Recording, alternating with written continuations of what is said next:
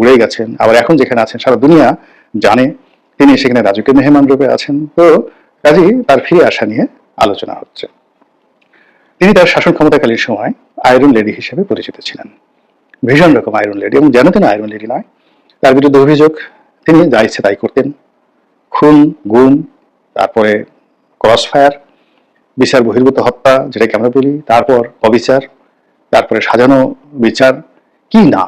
রাষ্ট্র ক্ষমতা থেকে একটা মানুষ রাজকীয় যে তার যে অ্যাবিলিটি, সামর্থ্য, এটিকে যত নিকৃষ্টভাবে ব্যবহার করা যায় সেগুলো তিনি ব্যবহার করেছেন বলে এখন দশমুখে শেখ হাসিনা যারা প্রতিদ্বন্দ্বী তারা বলার চেষ্টা করছেন, এবং তার সে সকল কর্মকাণ্ডের ব্যাপারে সবাই এখন অভিযোগ দায়ের করেছেন, মামলা করেছেন, এবং তাকে বিচারের কাঠগড়ায় দাঁড় করানোর জন্য সবাই প্রাণান্ত চেষ্টা করছেন।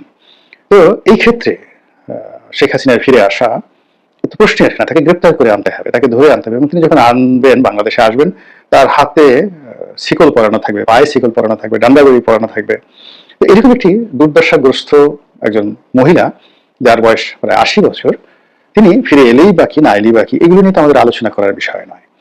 তো শেখ হাসিনা বাংলাদেশে আসবেন বা তাকে আনা হবে, এই দৃশ্য কল্পনা করলে আমাদের মনে তখনই আনন্দ হবে যখন আমরা একেবারে 100% কনফার্ম হব যে আমরা বিজয়ী হয়েছি এবং শেখ হাসিনা দুর্বল, সে আমাদের কিছুই করতে পারবে না। কিন্তু যখন তার আসার শব্দ আমরা শুনি, অমনি আমাদের অনেকের সেই হৃৎপিণ্ড বন্ধ হয়ে যায়, অনেকে উত্তেজিত হয়ে যান, গালাগাল করেন, এবং গালাগাল সবসময় দুর্বলের ভাষা। সাবেক প্রধানমন্ত্রী শেখ হাসিনা এখন ভারতে আছেন। আমরা যত নিকৃষ্টভাবে তার কথা বলি না কেন, তিনি পালিয়ে গেছেন, এবং আমাদের যে মিডিয়াগুলো যখনই তার ব্যাপারে কোনো খবর বলতে চায়, এবং সে খবর যাকে বলা হয় যদি 30 সেকেন্ডের একটি খবর হয়, সেটিকে 3 মিনিটে টেনে নেওয়া হয়, এবং 3 মিনিটের মধ্যে বলতে গেলে 2 মিনিটই সে দৃশ্য দেখানো হয় যে তিনি হেলিকপ্টারে করে বাংলাদেশ থেকে চলে যাচ্ছেন, পালিয়ে চলে যাচ্ছেন। আমাদের যে মিডিয়াগুলো, তারা কি শেখ হাসিনার পক্ষে করছেন নাকি বিপক্ষে করছেন, এই প্রশ্নটি এখন কেউ কিন্তু আমরা করছি না। তার সেই যে উড়ে যাওয়া, ততবারই কতগুলো প্রশ্ন সামনে চলে আসছে। তিনি যে হেলিকপ্টারে করে গেলেন, সে হেলিকপ্টারটা কার ছিল? 2 নম্বর হলো যে তিনি যেখান থেকে গেলেন সেই সময়টিতে ওভাবে তাকে কারা পাঠালো, কেন পাঠালো? এরপর তিনি যে বাংলাদেশ থেকে ভারতে গেলেন, ইচ্ছা করলে তো আমরা কেউ ভারতে যেতে পারি না, সেখানে বাংলাদেশ থেকে যাওয়ার জন্য একটা প্রোটোকল লাগে। আবার সেখানে চীনার এই যে যাওয়া, ভারতে যাওয়া, এটা এমন নয় বা এটা সম্ভব নয় যে হঠাৎ করে তিনি তার মনে হলো যে আমি এখন ভারত চলে যাব, এটাও সম্ভব নয়। অথবা আমি এমন একটা অবস্থার মধ্যে পড়েছি, 1 মিনিটের মধ্যে আমাকে পালাতে হবে, এবং পালানো যে কথাটা, যখন মানুষ পালায় তখন একটা দিশে হারা হয়ে যায়, তার কোনো আশ্রয় থাকে না, এবং পালানোর জন্য কোনো টার্গেট থাকে না। তো শেখ হাসিনা যদি পালাতেন, তাহলে তিনি লোক চক্ষুর অন্তরালে চলে যেতেন, ওখানে পালানোর জন্য আছে, মানে তাকে আপনি আর খুঁজে পাবেন না লোকচক্ষুর অন্তরালে। কিন্তু আমরা তাকে দেখেছি, তো সমস্ত ক্যামেরা সামনে হেলিকপ্টার করে তিনি চলে গেছেন সবার সামনে।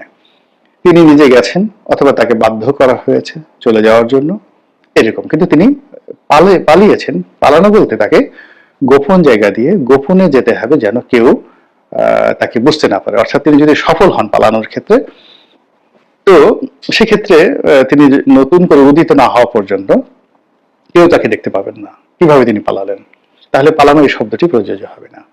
এখন শেখ হাসিনার জীবনের সফলতা হলো, তার অনেক ব্যর্থতা থাকতে পারে, সফলতা হলো যে সে এখনো পর্যন্ত সুদূর প্রবাসে থেকে আমাদেরকে ভয় দেখাতে পারছেন, ভীষণ রকম ভয় দেখাতে পারছেন, এবং আমরা এই ভয়ের কারণে তার আশা নিয়ে, তার ঢুকে পড়া নিয়ে কল্পনা করছি, এবং তিনি যদি আসেন তাহলে আমাদের কার গালের চামড়া, কার পিঠের চামড়া কিভাবে কি হবে, নতুন মামলা মোকদ্দমা কেমন হবে, তারপরে আবার তার যারা হারিয়ে যাওয়া সেই সিপাহ সালার থেকে শুরু করে অন্যান্য যারা আছেন তারা আবার কি করে ক্ষমতার পাদপীঠে আসবেন, এই বিষয়গুলো নিয়ে আমরা চিন্তা ভাবনা করি, আর খিল লাগিয়ে, মানে প্রচন্ড ভয়ে খিল লাগিয়ে নিজেদের ঘরের মধ্যে আত্মচিৎকার করতে থাকি। কিন্তু এটা কোনো বিজয়ের লক্ষণ না। যিনি বিজয়ী হবেন তার সকল দরজা খোলা থাকবে, আর যিনি পরাজিত হবেন তিনি বিজয়ীদেরকে ভয় পাবেন। বিজয়ীরা কখনো ভয় পায় না, ভয় সবসময় পরাজিতরা পায়। তো কাজেই আমরা যে বিজয় অর্জন করেছি এটাকে আগে হৃদয়ঙ্গম করতে হবে, এই বিজয়টাকে সেলিব্রেট করতে হবে। আমরা যে সত্যিকার বিজয়ী হয়েছি এটা আমাদের চোখে মুখে ঠোঁটে হৃদয়ে অন্তরে সব জায়গাতে এই যে বিজয়ের যে স্মৃতিচিহ্ন এটা আঁকতে হবে।